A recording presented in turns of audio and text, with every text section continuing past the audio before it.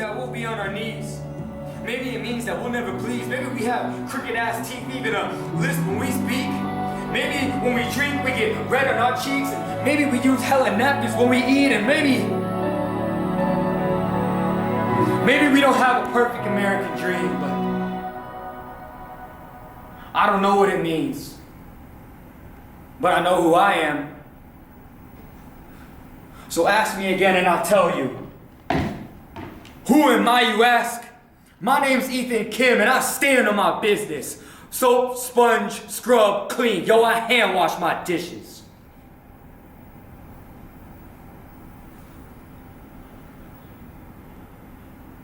Blackout.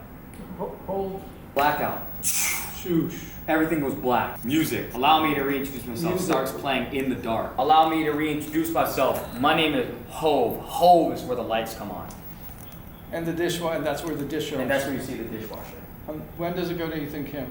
I don't care. I don't care. Because as soon as I do, people are going to be clapping. Yeah, right. Hopefully. Yeah, hopefully. Who am I, you ask? My name's Ethan Kim, and I stand on my business. Soap, sponge, scrub, clean. Yo, I hand wash my dishes.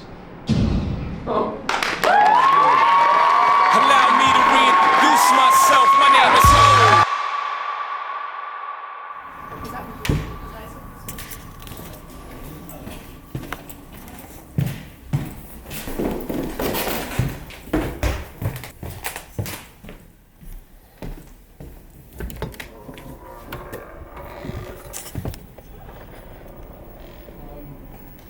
This is the thing about guests.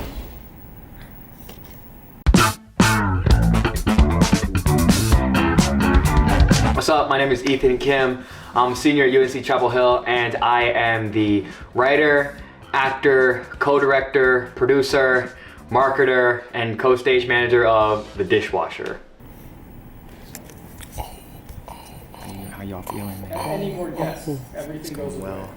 When Ellen doesn't Just put had you an on the emotional show, scene. you've lost everything.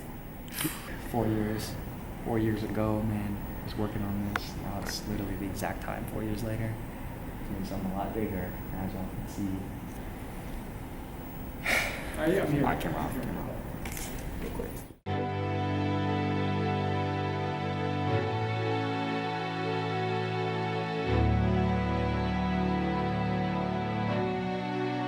I've learned in like traditional theater, you know, you kind of stick to your role, and the actors are usually pretty hands-off. So like the actors kind of just show up and get told what to do. But because technically I was also the playwright and I knew the script, I wrote the script is about me and my life. Joseph let me take on a lot of directing. He's what? He's won a Tony. You got a Tony? Yeah, that's what The 2006 Tony Award goes to Christian Hoff.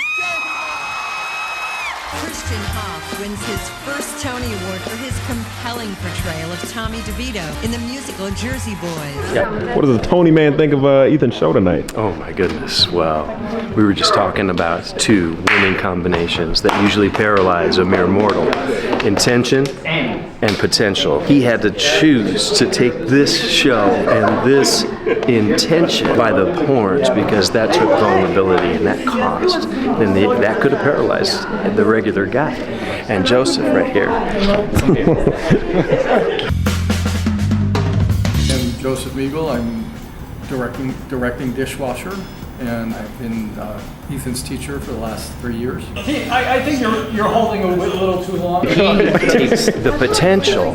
He already inspires the intention and gets this guy to do what he just did that no mere mortal should ever attempt unless you have a supervisor and an encourager and an advocate, which he definitely had in Joseph. I was holding for a laugh. I was thinking about holding for a laugh. Yeah, just give yourself a beat, but don't hold for a laugh if it doesn't come. Okay. Then to be able to contain that potential, which could have gone any which way and paralyzed the mere mortal, to say, hey, let's mix this medium and let's put it together and see if that can be a canvas for you, a safe canvas for you to tell this story. And you did. Everybody should see this show because it is a therapy session, not for Ethan anymore, but for those of us who are privileged to be able to see that vulnerability and that gravitas connect. Well done, Ethan. Well, I think Ethan has this incredible fan base, I think. So, but I don't think they all know the breadth and the depth of what he can do. So it'll be really fun for them to discover that. A lot of people will be surprised at how much he can do and how well he can do it. So here's the issue. There's 78 seats here, and we've sold 115 first Tuesday. We've had issues in the past where it's too many. You know what? It was a case with Jalen's show, actually. We're nervous because I did a show here off 2 days of promo. We're like, oh, we should be fine. There's 78 seats, not many people come, and there ended up being 100. We'll figure it out. We've added the third show for the next Tuesday. Monday, Tuesday, and that's why, the following Tuesday. I want to tell people beforehand, please do not sign up for this Tuesday. We will not have space. Well, is Monday sold out as well? Monday has 90, I think. Wow. And you don't know about the following Tuesday yet, do you? No. Okay. I'm trying to push some people over. I think you'll sell out. You'll sell out again. Thanks. Which is good. Yeah.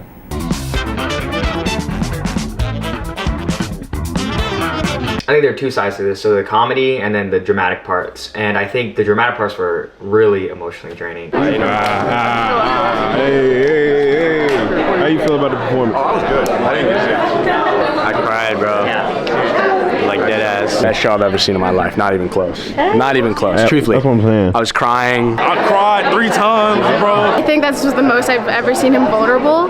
Also, he's definitely going to be on the big screens. We actually were in class with Ethan in the advanced project class, so we saw it without all the projections, the lights. I was hearing things that I've already heard, and I was still crying. He really went there with the emotions. It was fantastic. It made me tear up many times and then full out cry. Yeah. And I am not a crier when it comes to anything that I watch. If anyone asks, I didn't cry. I have it on film. Oh.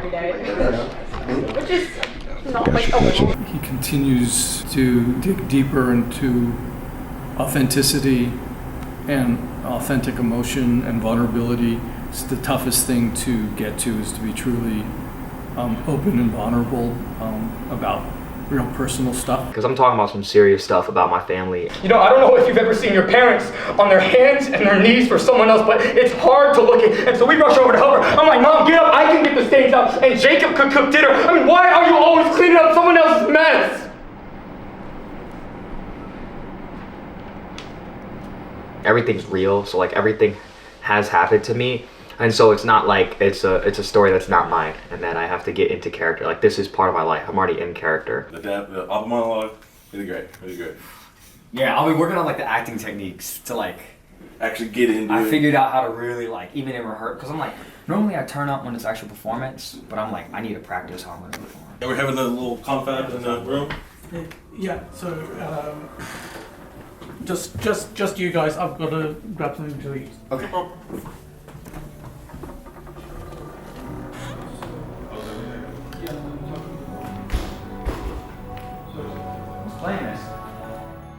It was really cool to work with the team, my production team. Screening them, the palettes feel green.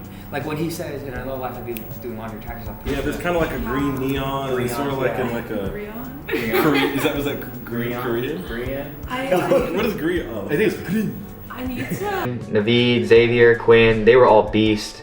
Quinn was the only student working on the project, and she was phenomenal. Brought all my visions to life, especially for like the La La Land piece with the pink and purplish hues. Xavier, I mean, he went crazy with all the projections, and I asked for a lot. Like the beginning opening with Tesla with all those glitching, I was like, no, I needed to be like overwhelming. Like I want you to be like overstimulated, and he definitely did that. Naveed was awesome. We had just so many talks about life. Yeah, just like literally just talks about life, and I'll treasure those forever, for real. Seeing them in the booth, you know, my eye, even with the eye, I was covering my eye looking at them, and seeing them support me and cheer me on from the booth, but also help me run it and execute it perfectly. Yeah, it was a pleasure working with them.